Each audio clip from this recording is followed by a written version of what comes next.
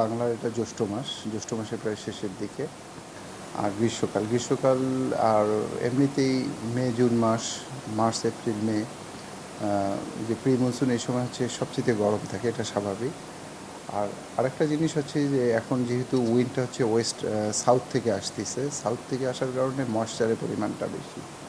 আর বাতাসে ময়েশ্চারের পরিমাণ বেশি থাকার কারণে আপনারা জানেন যে বাতাসে ময়েশ্চার বেশি থাকলে বাতাসের তাপ ধারণ ক্ষমতা বাড়ে, মানে আমাদের সারাউন্ডিংয়ের যে বাতাসটা এটা কিন্তু তুলনামূলকভাবে উত্তপ্ত।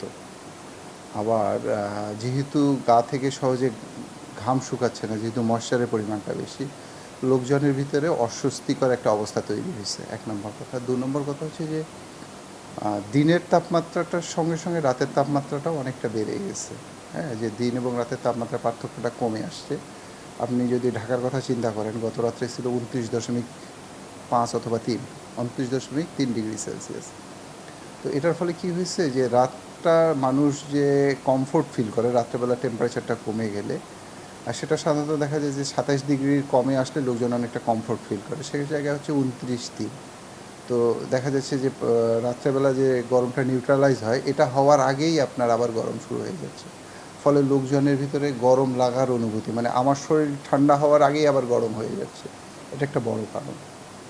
আর এখনকার যেটা নিয়ম সেটা হচ্ছে যে যদি আপনার বিস্তীর্ণ এলাকা জুড়ে প্রচুর বৃষ্টিপাত হয় তখন টেম্পারেচারটা অনেকটা সহনশীল পর্যায়ে আসবে।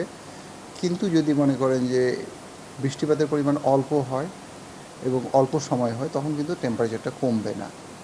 আর সাধারণত জুনের ফার্স্ট উইক বা প্রথম দশকে মনসুন অনসেট হয়। আমরা ধারণা করতেছি যে এবারও তাই হবে, হয়তো বা 2-1 দিন দেরি হতে পারে।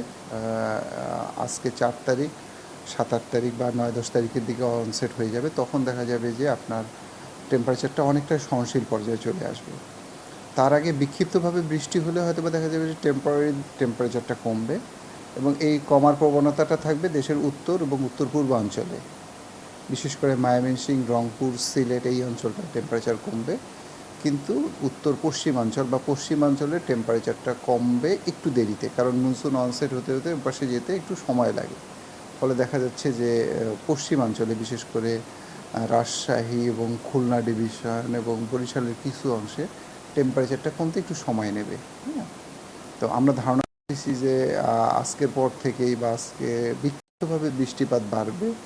তো বৃষ্টিপাত বাড়লে পরে টেম্পারেচারটা অতটা কমবে না, ঠিক আছে, তবে ধীরে ধীরে কমে যাবে ধারণা করতেছি।